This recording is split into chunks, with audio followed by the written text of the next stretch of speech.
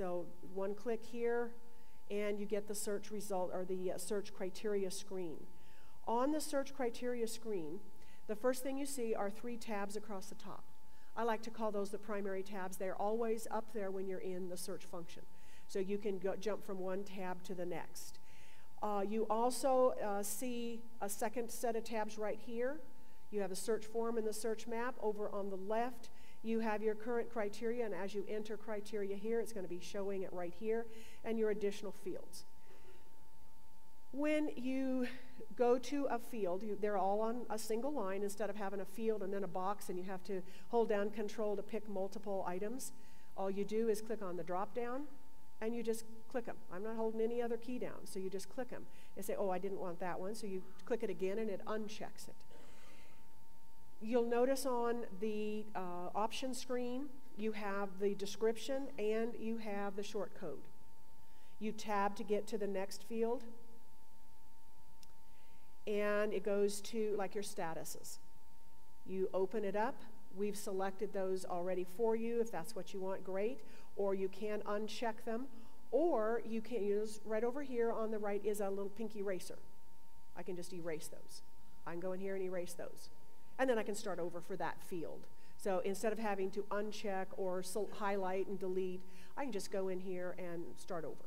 So it makes it a little easier to do that. So if I just want it active or if I just want sold, it's very easy to pick what you want. When you're trying to enter a sub-area, there's several different ways to do that. If you spell it exactly the same way that it is in the legal description, the same way that we have it on our list, it'll just take it. So you type it in, you tab, and I didn't type it correctly. So it gives me a little message that it wasn't found with that spelling. So then okay, my next choice is our sub-area list is, you can scroll through the whole thing. It's huge. So it takes a little bit of finesse to get it exactly where you want it because it's so big. Or you'll notice a magnifying glass.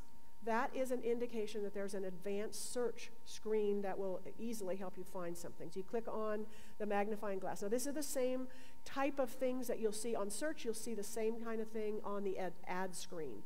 So it's not that you've got to get used to 2 different ways of doing things. Now on the advanced search screen, I can start typing, and when it narrows down the list, there's the one I was trying to do, and it has an E in the middle of it, so I had spelled it incorrect. I can double click it, or if I have one highlighted, I can click once and then hit the arrow. I can also take them back out of there by hitting the arrows. So that's how easy it is to select a sub-area or a street name, that type of information. Zip codes, you can put as many zip codes in. Once again, put commas in between them. Spacing is completely irrelevant. The price, if you'll notice over here on the right of the price, there's a box that is already checked and with the 3 zeros. What that means is if I type in here 260, it doesn't mean $260, it means $260,000 because it's adding the 3 zeros automatically. If you want to type all the zeros in, you just uncheck the box and now you get to type all the zeros. So that's a little shortcut for you. So I can go in here and I can just enter basic prices. If I come to, let's say, a date field, we have several date fields in here. Notice the calendar icons. So just like a travel, a website, you just click the calendar, find the day you want, and click on it and say OK, and it just inputs the date. But what if I want to go back 90 days, or last month, or last year, or 6 months, or something like that? Over here in this column, those are what we call search operators. We have put the default most common search operator for each one. So construction status is equals, or dates are between. If I go to the bottom where it says advanced options, notice what it does to those. It creates a drop-down for every one of them. So instead of structure being equal, it's equals any, equals all, not equal, or advanced. Same advanced search screen you just saw. If I go to the date fields, now I have a whole series of options that I can click on. So if I want to go back 90 days, I don't have to figure that out, or I don't have to go back, or if I want to go back 6 months, what's 6 months, back? Okay, that's March to September. So then I can figure that, or I could just do this, and it automatically inputs the dates, whatever of the advanced search operator that you used. And then we have each, every field has advanced search operator. So you can make a search do exactly what you want it to do. When you want to search by addresses and you're on the search screen, you just click on where it says the address search, enter multiple addresses. You can now search for up to 10 specific addresses instead of 2 like we have now. These, you can't put a house number range in here. This is a specific address that you can put in here, and then it just becomes part of your search. Well, what if I have a field that I want to add to this search? Right now, what we have to do is you fill out your quick search screen, and then you have to save it as a custom search, and then you wait for that screen to come up, and then you have to revise that one, and then you have to pick the fields, and then you have to save it again, and then you have to fill in the data. A lot of keystrokes, right? Here, you go to additional fields, and you just search for the particular field that you want. When it's highlighted, whichever one I wanted, I can just click on Add to Search.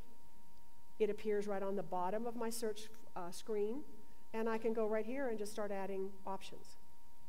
Now, I have options showing right here, and you'll notice that there's an option for code right here. If I'm up in the, like the price or the status codes, this one is spelled out, and I have the option to change it to the codes.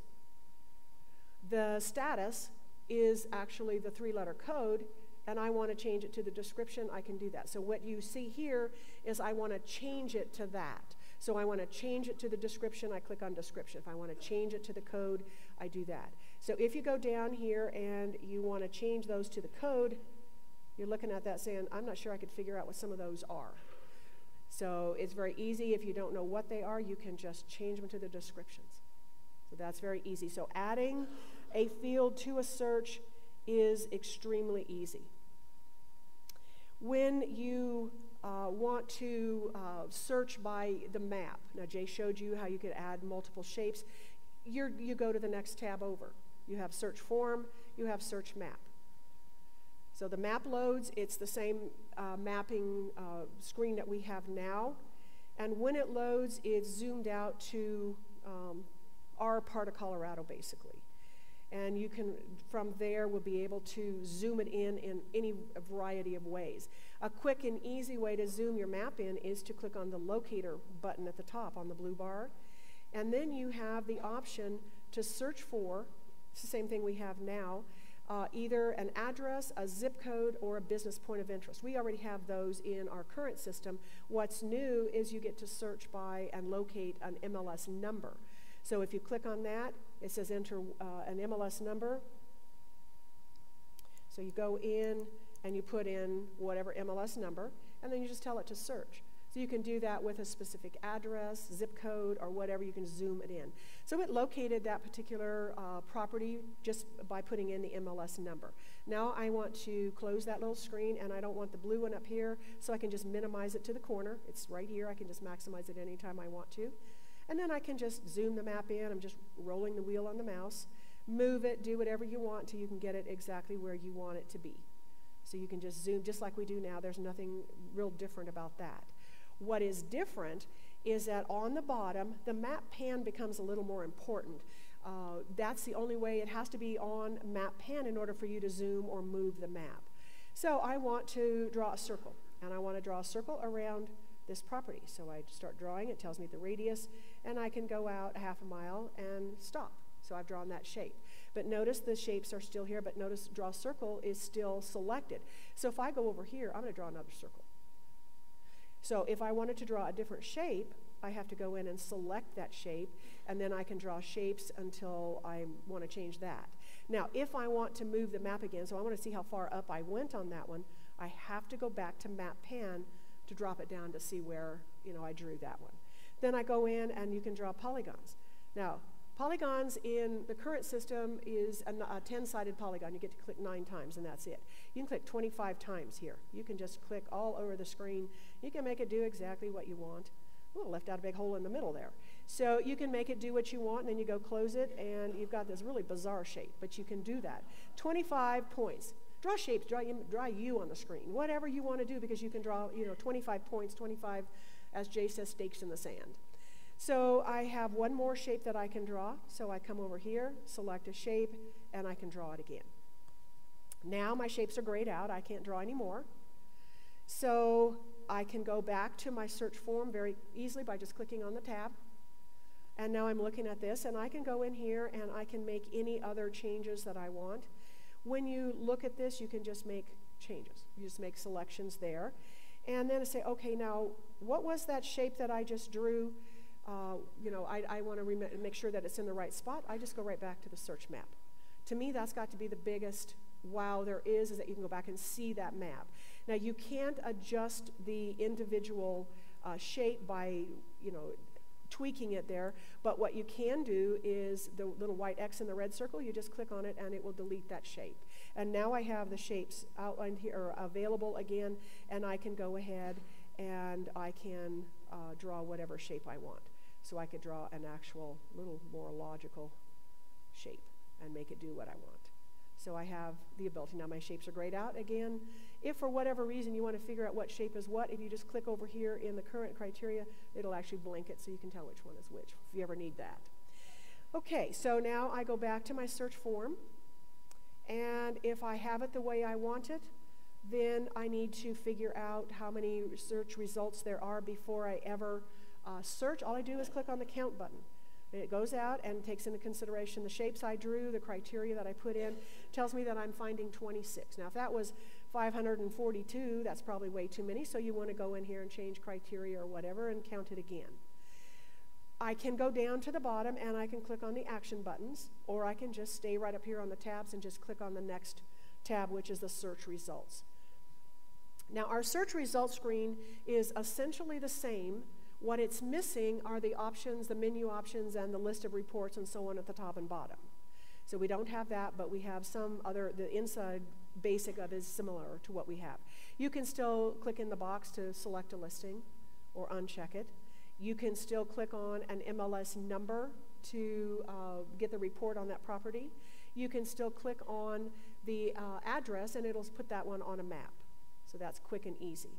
You have options across the bottom that you can do, including like a quick CMA. So if I want to see a quick CMA on all of those 26 listings, it'll just bring it up for me. It'll do a quick CMA, and I think the maximum there is about 240 listings, I think, that we'll put on a quick CMA.